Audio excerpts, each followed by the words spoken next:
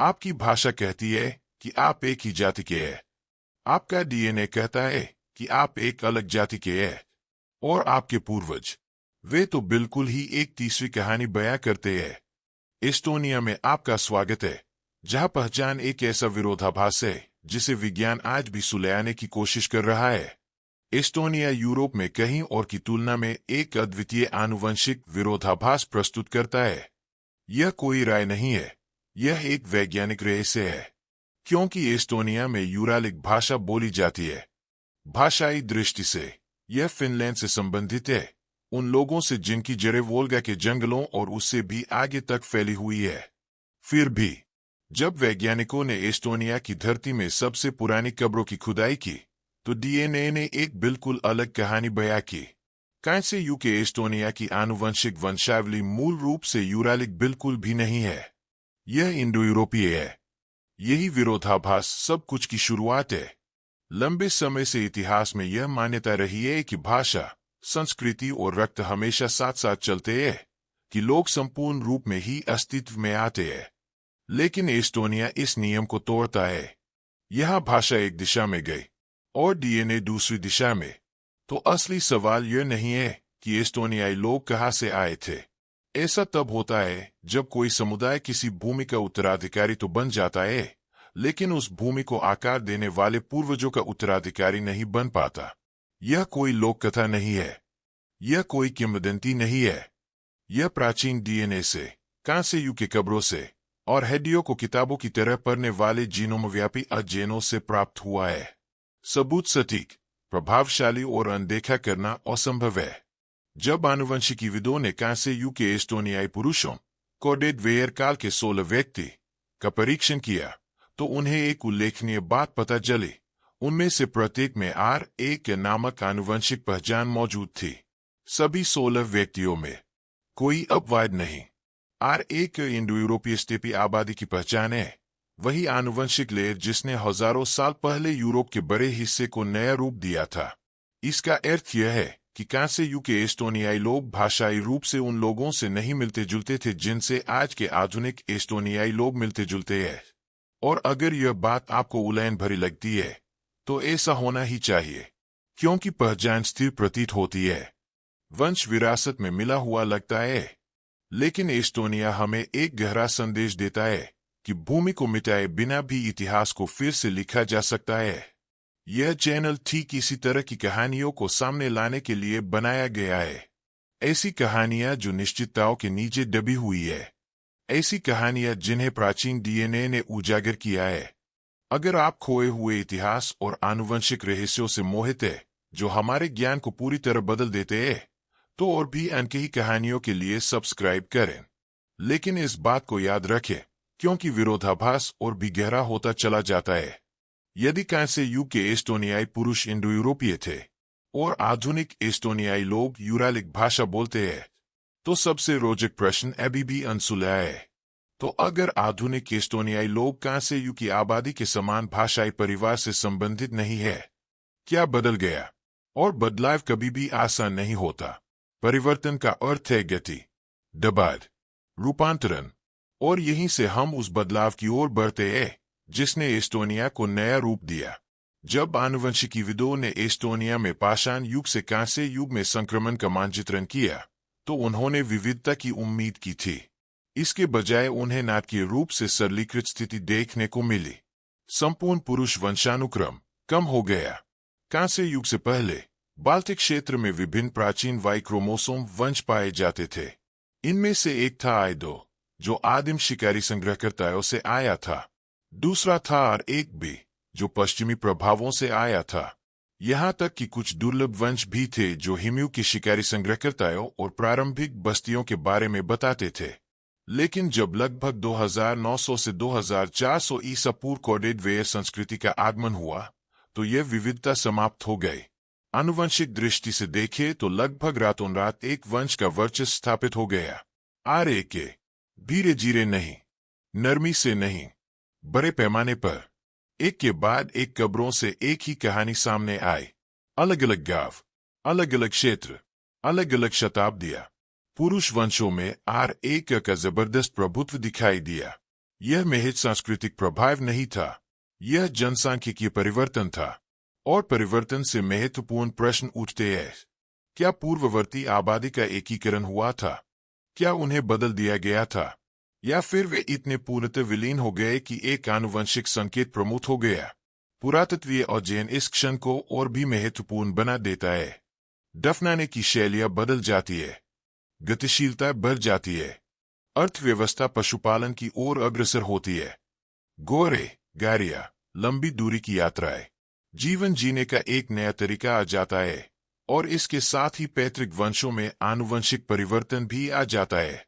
यह महज एक पलायन नहीं था, यह वंश का रूपांतरण था। लेकिन जब आप गौर से देखते हैं तो कुछ महत्वपूर्ण बात सामने आती है।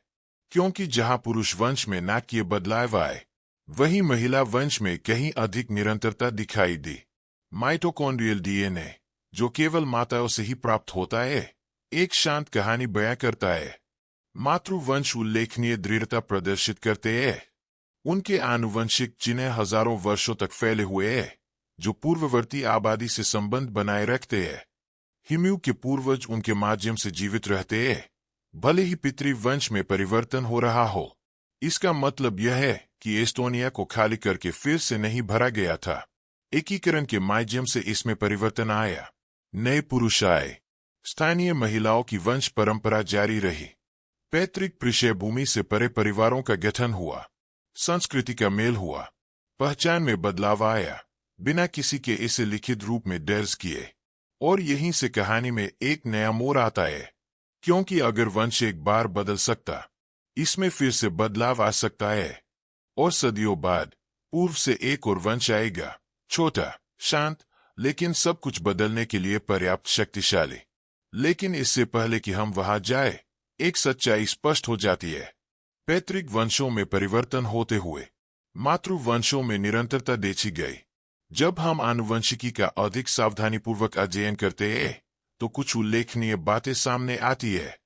कांस्य युग में पैतृक वंशों में नाटकीय परिवर्तन आते हैं, लेकिन मातृवंशों के माध्यम से जनसंख्या में गहरी निरंतरता बनी रहती है। जब वैज्ञानिकों ने केवल वाई क्रोमोसोम पर ही ध्यान देना बंद कर दिया और माइटोकॉन्ड्रियल डीएनए, वह डीएनए जो केवल माता से बच्चे में जाता है, का अध्ययन करना शुरू किया, तो इस कहानी में निरंतरता की कई परतें सामने आईं। पीढ़ी दर पीढ़ी प्राचीन मातृ एप्लोस्मूर जारी रहे।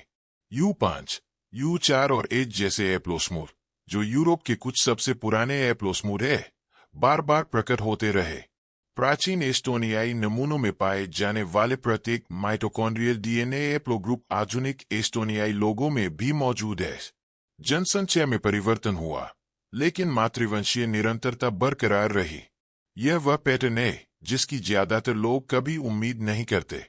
नए पैतृक वंशों का आगमन हुआ, आनुवंशिक परिदृश्य बदल गया, लेकिन यह किसी निर्जन भूमि पर नहीं हुआ।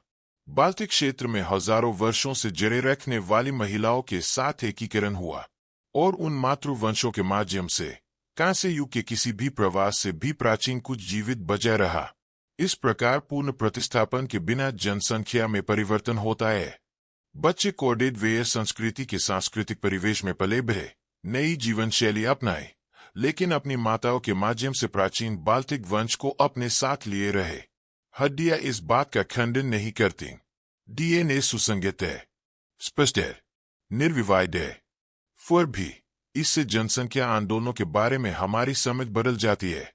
क्योंकि एस्टोनिया का सबसे प्राचीन वंश परिवर्तन में लुप्त नहीं हुआ, इसने खुद को अनुकूलित किया। यह एकीकृत हुआ, यह कायम रहा उन मातृवंशों के माध्यम से जो कभी नहीं टूटे। यह केवल प्रतिस्थापन की कहानी नहीं है, यह जटिल एकीकरण की कहानी है। लेकिन एकीकरण की अपनी ही गतिशीलता होती है। सदियां बीत गईं, पीढ़ियां आपस में घुल मिल गईं, और फिर मैदानी इलाकों से हुए पलायन के इतिहास में दर्ज होने के बहुत समय बाद आनुवंशिक अभिलेख में कुछ नया प्रकट हुआ। न पश्चिम से, न दक्षिण से, पूर्व दिशा से। पहले तो यह मुश्किल से दिखाई दे रहा था, आसानी से नजरअंदाज हो जाता था, लगभग नगण्य। लेकिन यह छोटा सा संकेत भाषाई पहचान को इस तरह से नया आकार देगा जैसा कि किसी भी बड़े प्रवास ने पहले कभी नहीं किया था। और यहीं से अगला रहस्य सामने आता है। क्योंकि इसके बाद आने वाली वंशावली इतनी छोटी थी कि वह बाद की वंशावली की व्याख्या नहीं कर सकती थी। और फिर भी इसने सब कुछ बदल दिया। अगर आप पलक झपकाएंगे तो इसे चूक जाएंगे। अगला आगमन इतना ही सूक्ष्म था। जब आनुवंशिकीविदों ने उत्तरकांस्य युग और प्रारंभिक लौह युग के एस्टोनियाई अवशेषों का अध्ययन किया, तो उन्हें एक नई चीज दिखाई दी, एक वाई क्रोमोसोम वंश जो इस क्षेत्र में पहले कभी नहीं पाया गया था। Haplogroup N1C।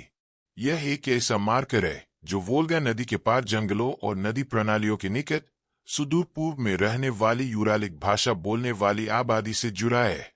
लगभग 700 से 400 ईसा पूर्व से पहले यह एस्टोनियाई नमूनों में मौजूद ही नहीं था।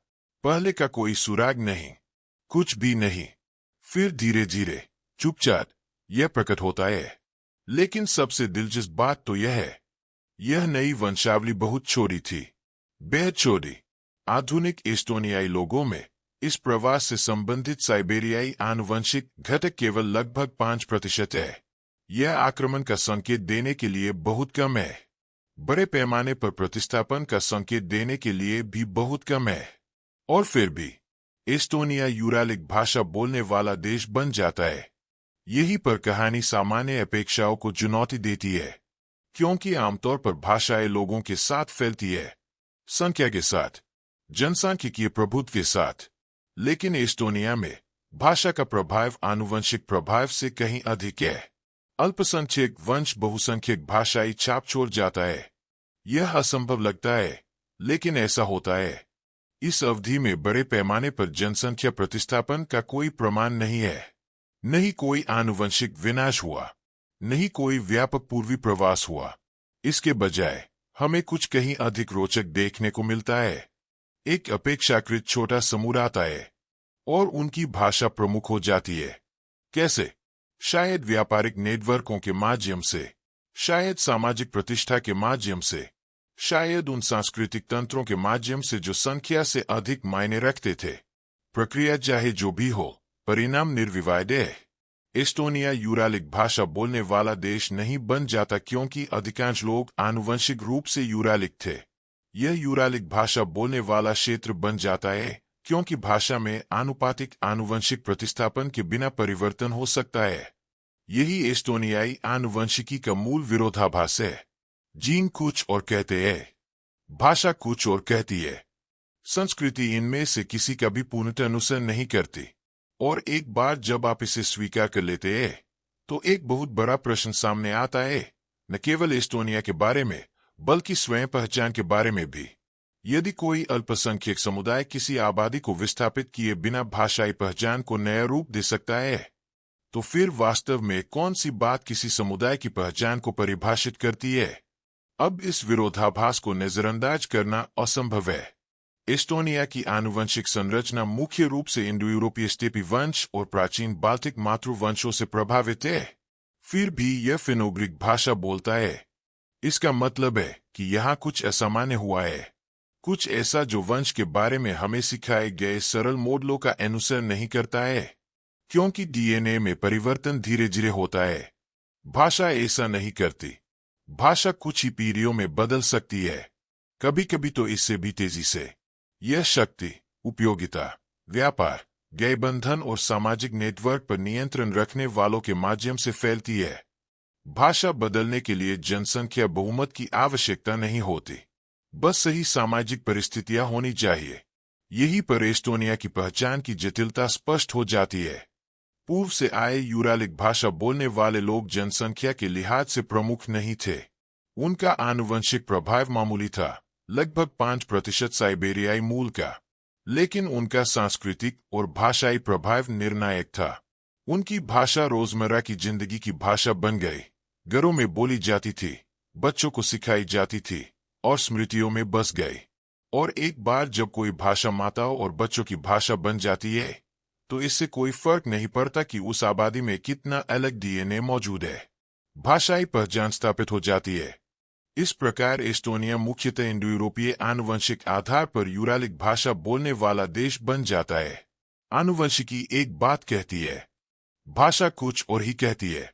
यह विरोधाभास नहीं है। मानव आबादी इसी तरह काम करती है।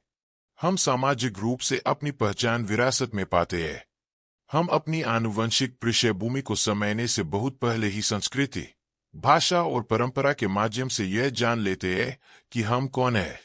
नाम, कहानियां, रीति रिवाज, ध्वनियां, ये सभी चीजें गुणसूत्रों की तुलना में कहीं अधिक शक्तिशाली रूप से अपनेपन की भावना को आकार देती है, और एस्टोनिया इसे सबसे आकर्षक तरीके से प्रदर्शित करता है, क्योंकि इसका अर्थ यह है कि पहचान किसी एक कारक से निर्धारित नहीं होती है। यह बहुआयामी है। इस पर बातचीत होती है। कभी कभी सांस्कृतिक बदलावों से इसका स्वरूप बदल जाता है, लेकिन इसके बाद ज्यादातर लोग यह गलती करते हैं। उनका मानना है कि इन परिवर्तनों के बाद एस्टोनिया आनुवंशिक रूप से एक रूप हो गया है। एक ही लोग, एक ही आनुवंशिक पैटर्न, एक ही परिणाम। ऐसा नहीं है, क्योंकि जब वैज्ञानिकों ने एस्टोनियाई लोगों की तुलना अन्य आबादी से करना बंद कर दिया और एस्टोनियाई लोगों की आपस में तुलना करना शुरू कर दिया, तो एक शांत पैटर्न सामने आया। नाटकीय नहीं, राजनीतिक नहीं, लेकिन जीनोम में स्पष्ट रूप से लिखा हुआ है, और वह आंतरिक भिन्नता अपने आप में एक कहानी बयां करती है। क्योंकि एस्टोनिया सिर्फ भाषा के प्रसार के तरीके को ही चुनौती नहीं देता है, यह इस धारणा को चुनौती देता है कि किसी देश में केवल एक ही प्रकार का वंशानुक्रम पैटर्न होता है। इसमें कोई खास अंतर नहीं है, लेकिन इसे मापा जा सकता है। जब शोधकर्ताओं ने एस्टोनिया के भीतर आनुवंशिक पैटर्न का विश्लेषण किया, तो उन्होंने एक सूक्ष्म लेकिन सुसंगत बात देखी। उत्तर पूर्वी एस्टोनियाई लोग फिनलैंड के लोगों के कुछ हद तक करीब हैं। दक्षिण पूर्वी एस्टोनियाई लोग लात्वियाई और लिथुआनियाई जैसी बाल्टिक आबादी से कुछ अधिक जुड़ाव दिखाते हैं।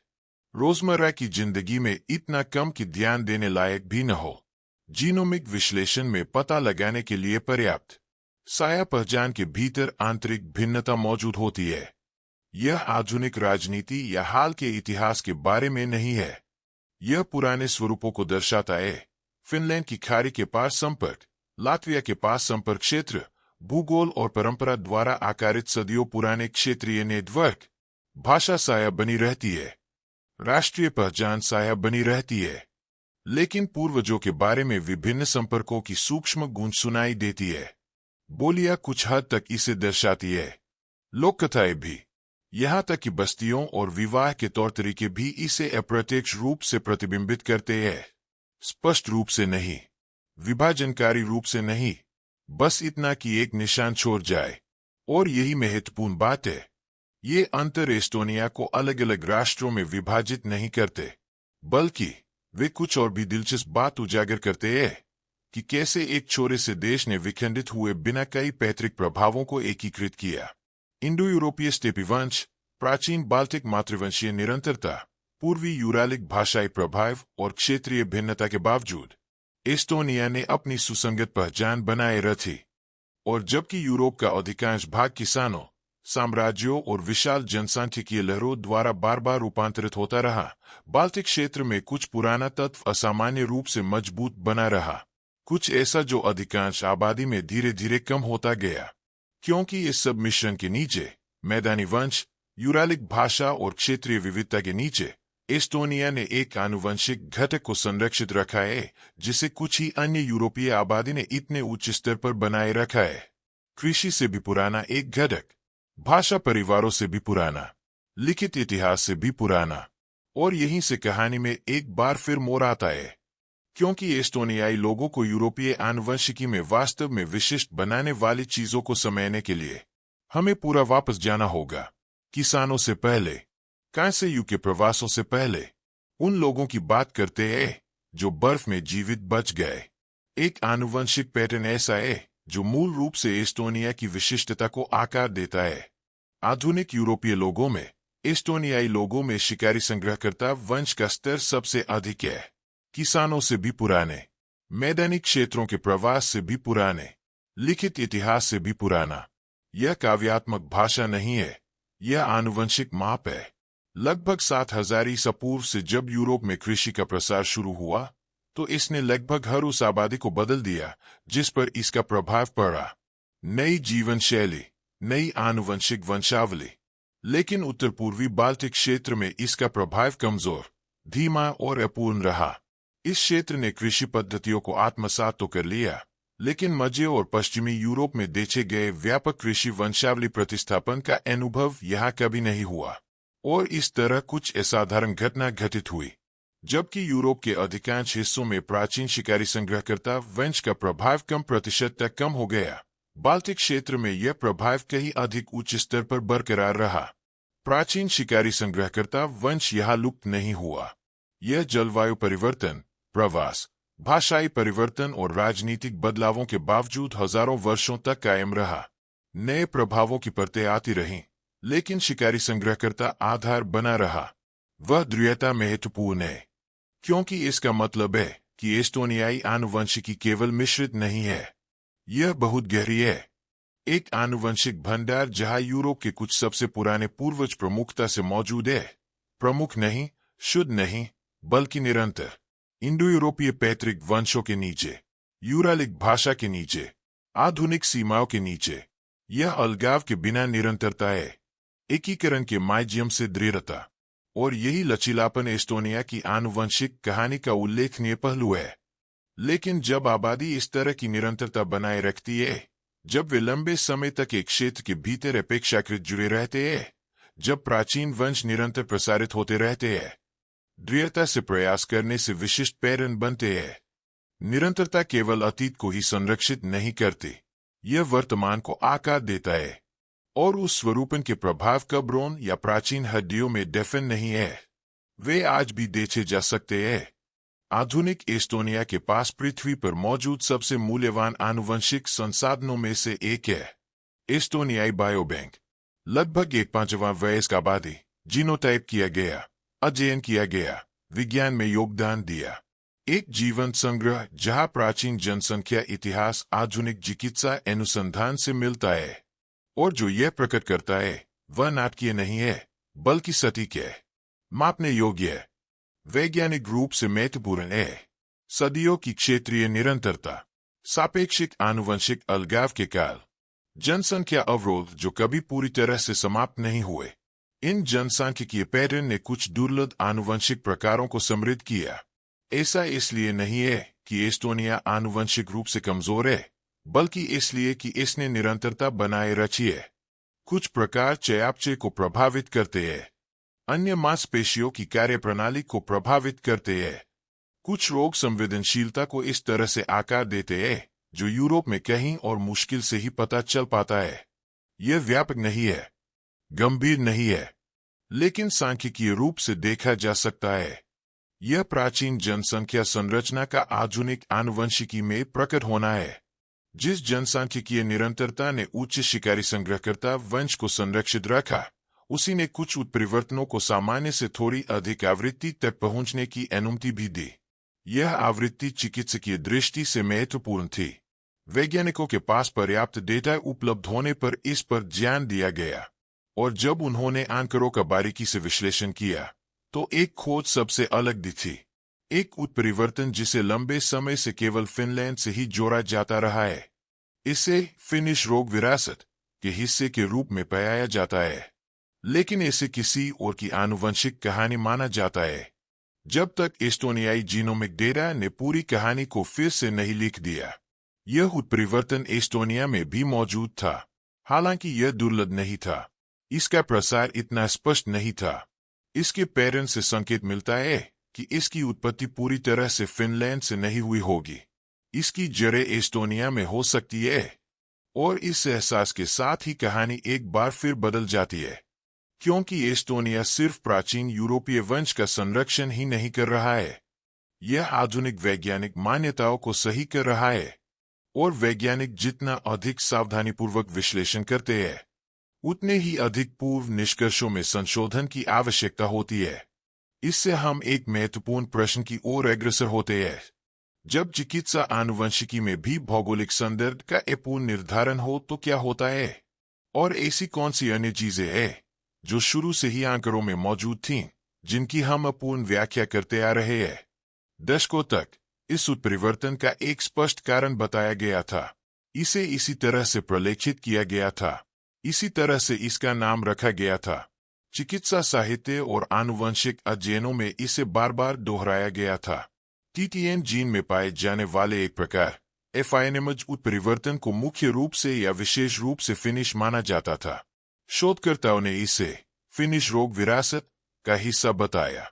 यह फिनलैंड में जनसंख्या अलगाव, संस्थापक प्रभावों और जनसांख्यिकीय इतिहास से जुड़ा एक आनुवंशिक संकेत है, और लंबे समय तक इस श्रेय को लेकर काफी हद तक कोई सवाल नहीं उठाया गया, जब तक एस्टोनियाई जीनोमिक डेटा पर्याप्त पैमाने पर उपलब्ध नहीं हो गया। जब वैज्ञानिकों ने बायोबैंक और अन्य अध्ययनों के माध्यम से एस्टोनियाई जीनोम का व्यवस्थित विश्लेषण शुरू किया, तो FINMJ उत्परिवर्तन बार बार दिखाई दिया। उन परिवारों में भी जिनका हाल ही में फिनिश वंश नहीं था, उन क्षेत्रों में भी जो भौगोलिक रूप से अपेक्षित प्रवासन मार्गों से दूर थे। यह उत्परिवर्तन जनसंख्या में लगातार व्याप्त था।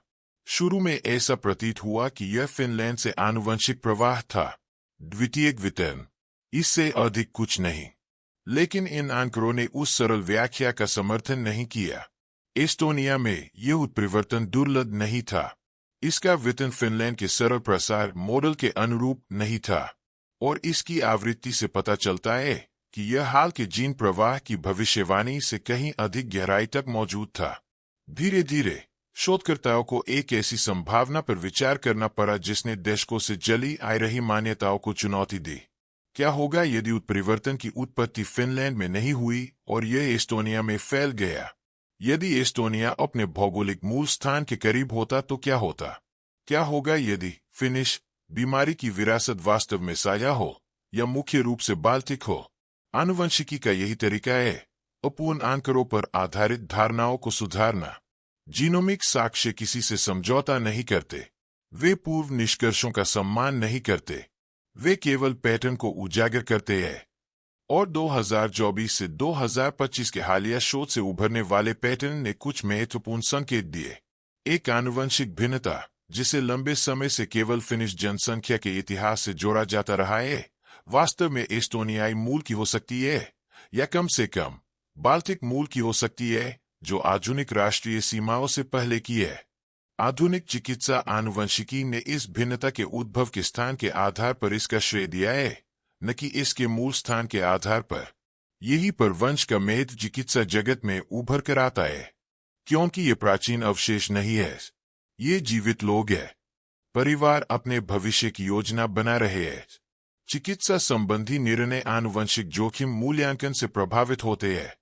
वंश का अध्ययन केवल अतीत को समझने तक ही सीमित नहीं है, इसका उद्देश्य वर्तमान समय के स्वास्थ्य जोखिमों का सटीक आकलन करना है। और जब आनुवंशिक कारण में बदलाव होता है, तो चिकित्सा जांच संबंधी सिफारिशों में भी उसी के अनुसार बदलाव होना चाहिए।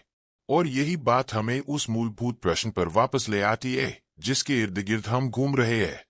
यदि जीनोमिक्स चिकित्सा संबंधी धारणाओं को फिर से परिभाषित कर सकता है, यदि भाषा आनुपातिक आनुवंशिक प्रतिस्थापन के बिना रूपांतरित हो सकती है, यदि जटिल वंश के बावजूद भी पहचान बनी रहती है, तो फिर किसी जनसंख्या का हिस्सा होने का वास्तव में क्या अर्थ है?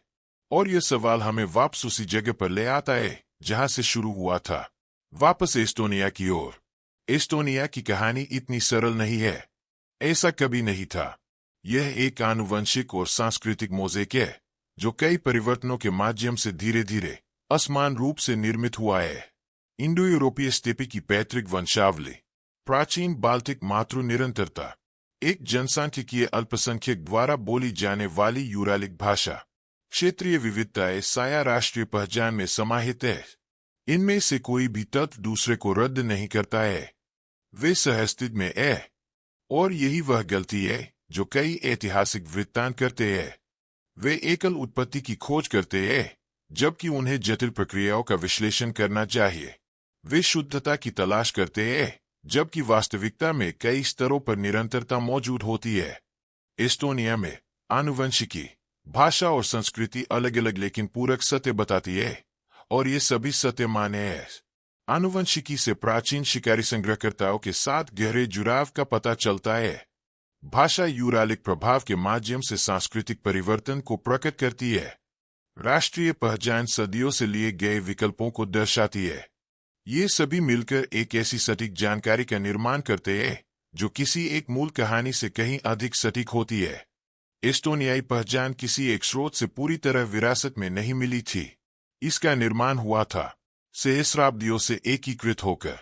यह उन मातृवंशों के माध्यम से पीढ़ी दर पीढ़ी चली आ रही है जिन्होंने उल्लेखनीय निरंतरता दिखाई, उन पितृवंशों के माध्यम से जिनमें नाटकीय परिवर्तन हुए, और उन भाषाओं के माध्यम से जिन्होंने आनुवंशिक आधारों को मिटाए बिना सांस्कृतिक अभिविन्यास को बदल दिया। यह भ्रम नहीं है, यह मानव जनसंख्या का इतिहास है।